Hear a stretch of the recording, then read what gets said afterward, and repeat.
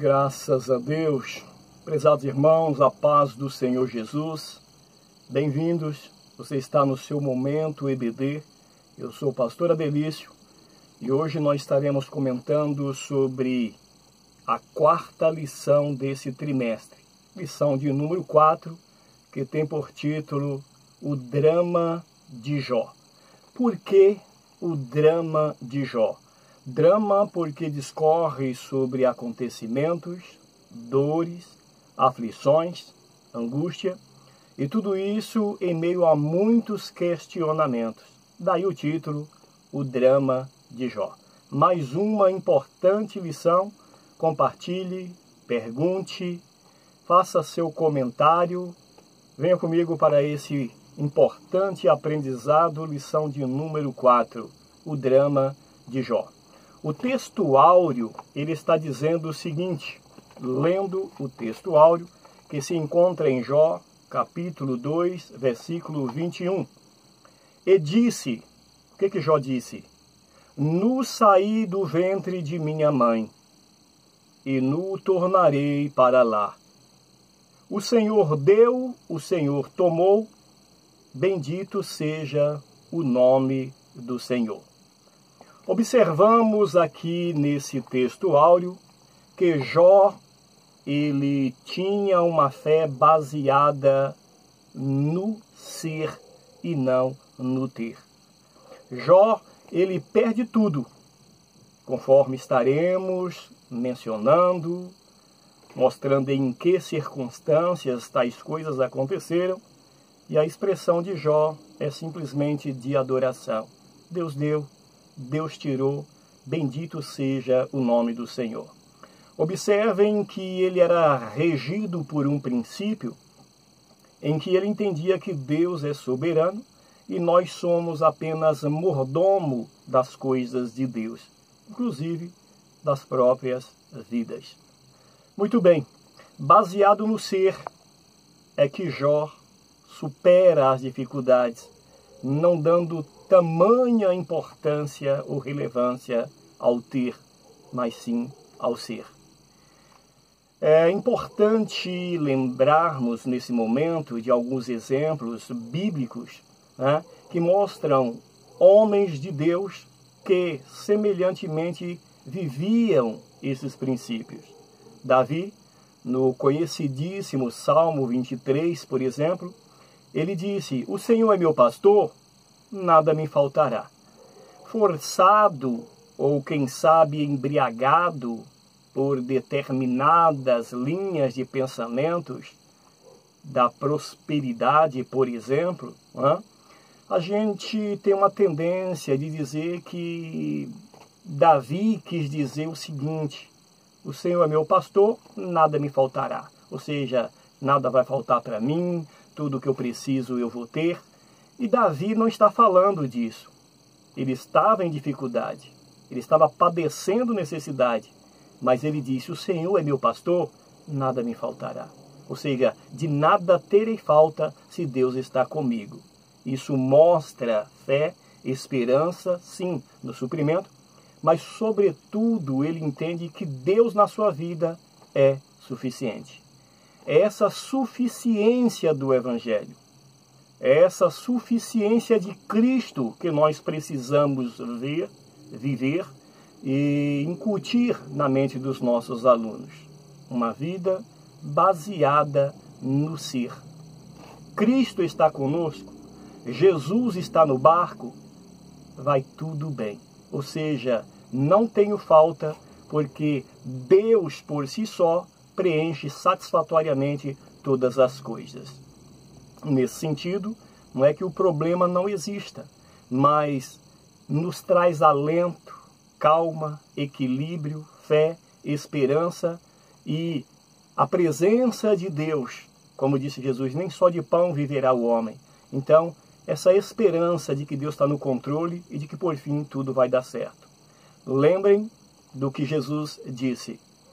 Qual é o pai que se o filho pedir um pão, lhe dará uma pedra no lugar de pão? Aí Jesus disse, muito mais o vosso Pai Celestial. E nós acrescentamos, de modo geral, o seguinte: o que você pedir para Deus, Deus vai te dar. Tudo o que você quiser. E não é isso que Jesus disse. A conclusão é: o vosso Pai vos dará o Espírito Santo a quem pedir. Então o Senhor está falando de coisas espirituais. Como disse Paulo, Deus suprirá todas as nossas necessidades em Cristo. É em Cristo que temos a nossa necessidade suprida. Portanto, o Evangelho é suficiente. Cristo é suficiente. Quando buscamos em primeiro lugar o reino de Deus e a sua justiça, as demais coisas serão acrescentadas. Deus sabe do que cada um de nós precisamos e é isso que Ele nos ensina. A não estar ansiosos pelas coisas ou pelo dia de amanhã. Muito bem. A leitura bíblica em classe, se você não tem revista, abra a sua Bíblia no livro de Jó, capítulo 1, versículo 13 ao 22. E ainda no capítulo 2, versículo 6 ao 8. Ok? Muito bem. A história, ou esse drama de Jó, ele inicia quando Jó tem aquelas notícias. E depois das catástrofes, os amigos de Jó, eles vão visitá-lo. E o texto bíblico disse que de longe eles avistam Jó e Jó estava irreconhecível. Eles ficaram 7 dias sem falar nada com Jó. E Jó vivia um absoluto transtorno. E vamos discorrer sobre esse estado de Jó, sobre esse drama de Jó. O primeiro título, ou o primeiro tópico da lição, vai dizer aqui o seguinte: a tragédia de natureza econômica, né? Tragédia de natureza econômica. E aí os subtópicos. Primeiro vai dizer o sucesso na esfera comercial, né? E depois, número 2, o sucesso na esfera do campo, para depois mostrar o ataque na esfera comercial e o ataque na esfera do campo. Então, primeiro vamos ver que Deus prosperou a vida de Jó. Jó era próspero comercialmente, no campo. Jó, ele não apenas tinha riqueza, mas ele era próspero. Vamos lembrar que Jó tinha 7.000 ovelhas. Jó, ele tinha 3.000 camelos. Jó, ele tinha 500 juntas de boi, ou seja, mais de 1.000 boi trabalhando. Muita gente ao seu serviço. Ele era considerado o homem mais rico do Oriente e praticamente não havia Ocidente naquele tempo. Jó tinha 500 jumentas. Isso fala do leite em abundância. De sorte que entendemos que Jó era mais do que um fazendeiro. Jó era mais do que um latifundiário. Jó, ele era um industrial, era um grande comerciante. Basta ver a riqueza que ele tinha através desses bens citados. Então, no primeiro tópico ainda, subtópico 3 e 4, vai mostrar o ataque de Satanás a esses bens. O diabo, ele sempre usará de instrumentos para executar os seus intentos. Paulo disse, não ignoramos os seus ardis. O diabo usa os sabeus e leva todos os bois e jumentos de Jó. Depois ele usa os caldeus, que estrategicamente se divide em grupos e leva todos os camelos de Jó e mata os que estavam trabalhando ali. Portanto, Jó, ele presencia, ou ele toma conhecimento, né, desses acontecimentos drásticos acontecendo com seus bens, acontecendo com seus funcionários. Por fim, vem um vento incomum e invade toda a casa onde os filhos de Jó estavam, ok? E mata todos os filhos. Essas notícias chegam a Jó uma a uma. E Jó, ao invés de murmurar, o texto bíblico disse que ele não viu falha nenhuma em Deus, Antes adorou ao Senhor e disse: nu saí do ventre da minha mãe e nu tornarei para lá. Deus deu, Deus te bendito é o nome do Senhor. Que exemplo, que fé extraordinária. Como se não bastasse, Satanás sai da presença de Deus e agora acomete Jó de uma enfermidade maligna. À luz do que aconteceu com Jó, percebemos que ainda hoje determinados males sobrevêm, nos acontecem. Agora precisamos ter um discernimento. Nem tudo que acontece em nossas vidas hoje faz parte de um intento, de um plano maligno. Muitas das vezes os problemas nos sobrevêm, mas por questões diversas. É importante nós entendermos que o sofrimento é inerente à vida humana. Nós estamos debaixo desse plano terreno, passageiro, onde o mal opera. É verdade que ele terá fim, mas enquanto estivermos nesse plano, vivenciaremos tragédias sociais, espirituais, naturais, familiares, física, mental. É importante nós entendermos que também tem as fatalidades. E o fato é, professor, que nós precisamos trabalhar isso presencialmente em nossas classes, no próximo domingo, 9 horas pela manhã, e você é o nosso convidado, no sentido de que tenhamos uma geração, de que tenhamos pessoas, de que tenhamos crentes mais preparados para lidar com as circunstâncias diversas da vida. Não podemos criar uma utopia no sentido de que quem está com Deus, nada de ruim vai lhe acontecer. Não. Nós ainda estamos em um plano terreno. Paulo disse: se esperarmos de Deus só para as coisas dessa vida, seremos os homens mais miseráveis da terra. Não é uma apologia ao sofrimento, à pobreza, mas é para que não se crie também uma utopia. Repito, a suficiência do Evangelho. É o fato de estarmos com Cristo. Pastor, Deus dá livramento? Sim. Deus age e nos livra do mal? Sim. Mas nós não estamos imunizados definitivamente para com eles. O plano de redenção ocorrerá com o arrebatamento da igreja. Ali sim, estaremos para sempre com o Senhor. Davi, ele sabia das atrocidades, das surpresas da vida. Ele vivia momentos difíceis, como homem, altos e baixos. Mas ele tinha certeza de uma coisa e ele expressa isso no Salmo 27. O salmista, no Salmo 27, ele diz: no dia mau, no dia da adversidade, o Senhor me esconderá no seu pavilhão. Efésios, capítulo de número 6, Paulo disse: revesti-vos de toda a armadura de Deus, para que possais estar firme no dia mau. Então o dia mau chega, o dia mau vem. O problema não é que ele venha, mas como estamos ou estaremos preparados para enfrentá-los. Isso fará toda a diferença. Que o mal venha, mas que estejamos em Deus.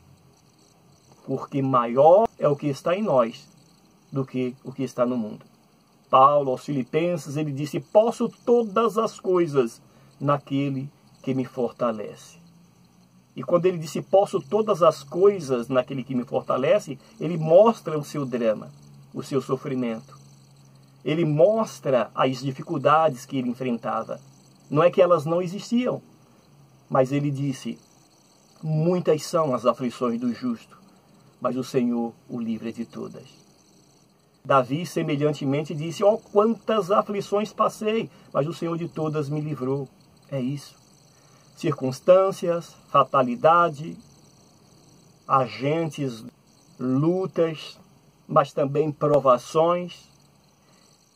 É importante entendermos que, em meio às provas, o Senhor conduz a situação e aquele que for aprovado recebe a coroa da vida, como disse Tiago. Bem-aventurado o varão que sofre com perseverança a aprovação, porque depois de ter sido aprovado, receberá a coroa da vida ou da vitória, né?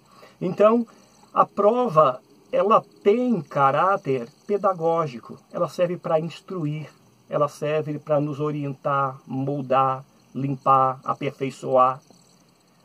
Jó, com certeza, saiu melhor. Se Deus deu testemunho dele antes da prova, depois da prova, então, Jó estava super, mega aprovado, ok? A propósito, como você está enfrentando os desafios da vida atual? Como você está encarando os desafios, as lutas e os problemas que estão sempre diante de nós? É importante nós suportarmos os fracos com espírito de mansidão, como diz a Bíblia Sagrada. Porque o problema que para uns podem ser pequenos, insignificantes, para outros pode ser um verdadeiro drama. E conforme Gálatas, precisamos conduzir os fracos com espírito de mansidão. Se é que somos fortes. Porque a palavra diz que aquele que está em pé, cuide para que não caia. Então, é entendendo a necessidade um do outro, ajudando um ao outro e caminhando juntos. Tópico de número 2. Tópico de número 2 vai falar sobre a tragédia de natureza familiar. Tragédia de natureza familiar. Os filhos de Jó, a família de Jó, vivia plena comunhão. Há quem tente forçar a barra de dizer que eles eram dissolutos e que viviam em bebedices. Não é verdade. Não vamos soçar o texto bíblico. Pelo contrário, demonstra comunhão. É verdade que os 7 filhos de Jó e as 3 filhas, eles reuniam constantemente, revela um momento de comunhão, de alegria, de satisfação entre irmãos, ok? Possa ser que havia uma certa distração no sentido de, após as festas, não orar, não buscar como devia, como fazia Jó, mas a maturidade deles, claro, não era a maturidade de Jó, assim como da sua esposa, que logo estaremos comentando. Mas veio um vento naquela família, talvez comum, exceto Jó, que é um grande e extraordinário exemplo, e o vento soprou na família, e a desgraça veio à casa. Quais são os ventos que assopram em nossas casas hoje? Está assoprando na sua família. Podemos evitar essas tragédias? Estamos fazendo alguma coisa para evitar os males que rondam os nossos filhos, a nossa sociedade?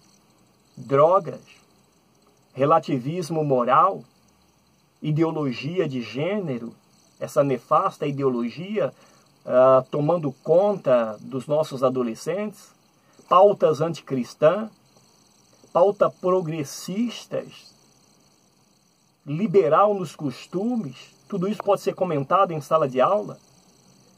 A grande pauta do reescrever a história, porque para os gramscistas, os marxistas, Deus, família, fé, igreja, tudo isso é uma construção social.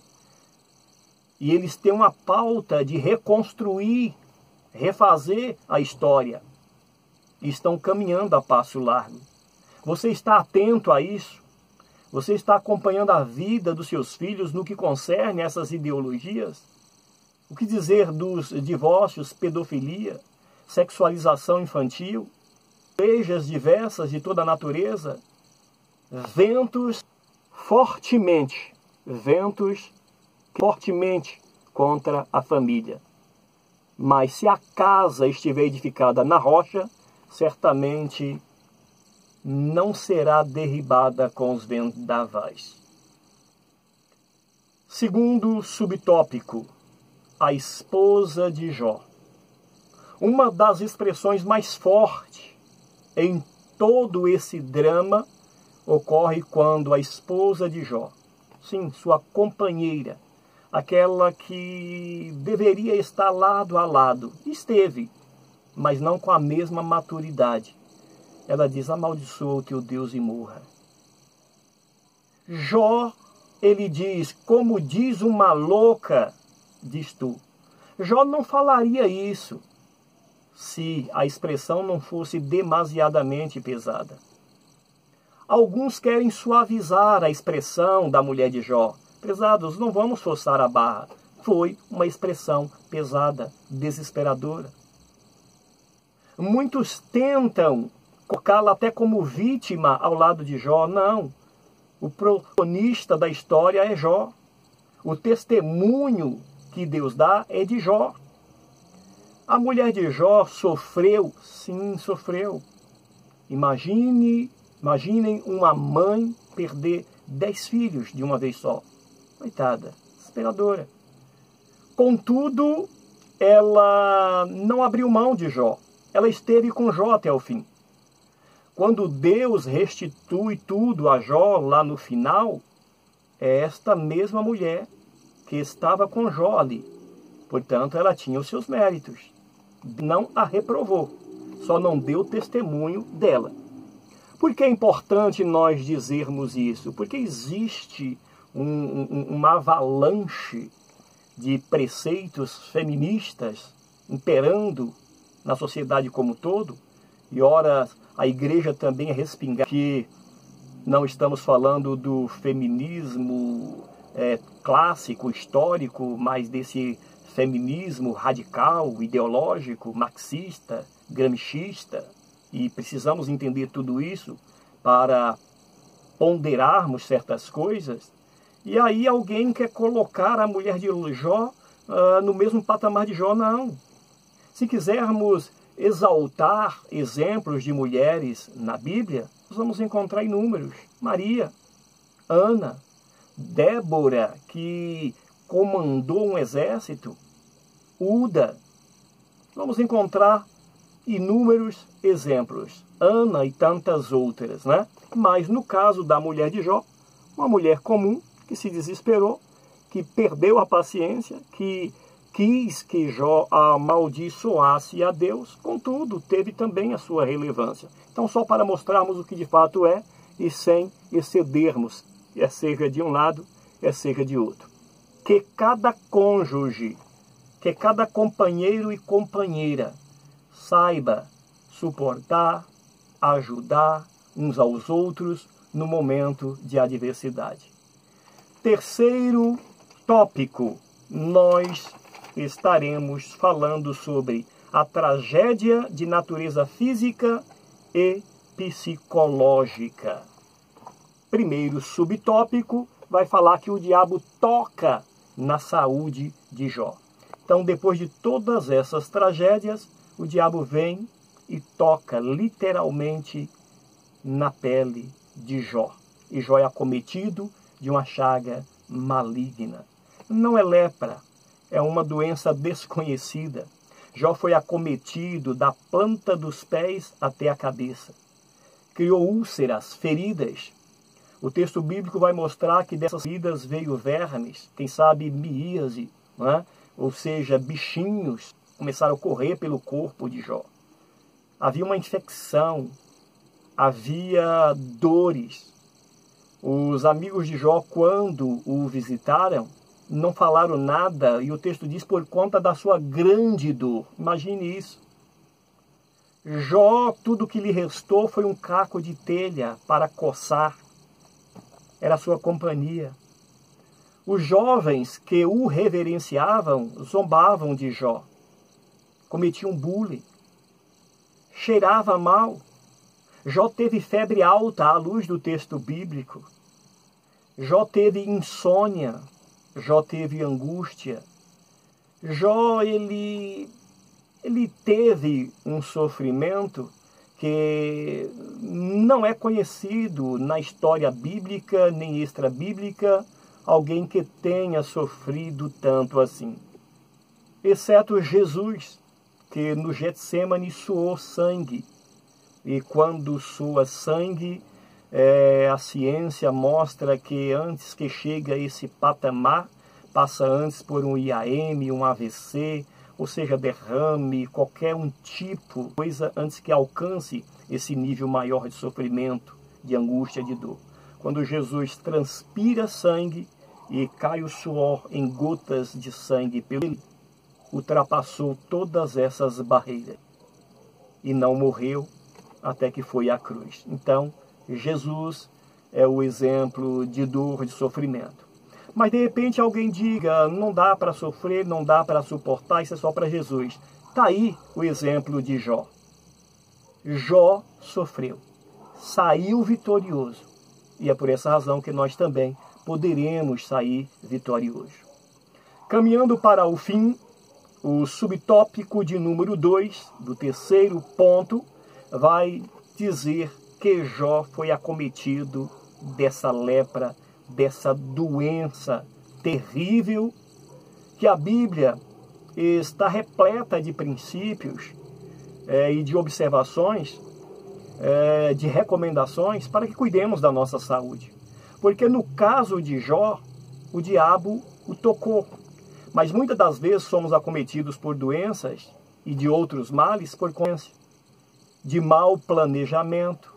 Então, para que ninguém, professor, pense que todos os males são de ordem maligna e nem tudo é do diabo, precisamos ressaltar os cuidados, as precauções, né? Sair da vida sedentária, fazer exercício regular, caminhada, exames médicos, sim, ainda que com demora, mas marque, cuide, atentem para os sintomas. Não seja um hipocondríaco, mas cuide da saúde. Repito, a Bíblia está repleta de exemplos de bons hábitos acerca da alimentação. Além da saúde física, Jó é acometido de problemas também mentais. Já falamos aqui de vários desses problemas, dessas queixas, né? E é importante mencionar que Jó, ele não negou a Deus, antes ele adorou a Deus, mas o que Jó faz no decorrer dessas queixas, né? Tem esses capítulos dotados das queixas de Jó, vão revelar que Jó não teve problema com a dor, Jó não teve problema com as perdas. O problema, o drama, o questionamento de Jó era por que do sofrimento sem que ele tivesse conhecimento do que estava lhe passando. O silêncio de Deus, esse era o grande drama de Jó. Jó, ele não pediu explicitamente a morte, contundentemente a morte. Ele desejou a morte. Observem que ele faz isso, ou deseja isso, em uma comunicação com humildade, conforme o capítulo 10 vai revelar. Ele fala que quis cavar a morte como se cava um tesouro, mas que estava mais difícil do que achar um tesouro. Mas esse desejo de Jó, conforme ele mesmo disse, ainda que Deus me mate, eu não o deixo. O que Jó queria é um encontro com Deus logo do outro lado. Era essa convicção que ele tinha. Não é um desejo, como muitos às vezes pregam, alegam, como que se Jó estivesse beirando a um suicídio. De jeito nenhum. Jó só queria estar com Deus. Ele só queria um encontro com Deus o mais rápido possível. Ok? Jó aceita que Deus o prove, Jó aceita que Deus o castigue, e que o castigue como queira. Jó só não aceita o fato de não ser informado e fica desesperado com o silêncio de Deus, porque ele estava acostumado a ouvir a voz de Deus, a se relacionar com Deus. As grandes perguntas que também nos incomodam. O que virá? O que vai ser? Deus está presente? Ele está vendo? Por que que Deus silencia? Deus tem resposta para isso? Jó, ele entra nessa indagação, ele entra nesse drama, e é aí que ele diz, será que Deus tem prazer no sofrimento? Será que Deus não se importa com a minha queixa? Será que Deus não atenta para aquilo que ele fez com as suas próprias mãos? Deus tem prazer no sofrimento? Nós estaremos estudando sobre muitas outras lições dessa natureza na frente. Mas tem uma outra coisa. Jó diz, Deus estaria de acordo com os perversos? Porque em meio a esse sofrimento, cada um traz uma resposta, um ponto de vista, uma ideia, uma doutrina. E parecia, Jó tinha a sensação de que Deus estivesse dando razão aos que confrontavam contra ele. E aí, Jó, por um momento, disse, será que a minha ortodoxia está errada? Será que a minha maneira de servir a Deus é a errada? E aí ele sofre ataques diversos, físicos e também mental. Quantas narrativas, informações e desinformações, e às vezes a gente pergunta, onde está Deus?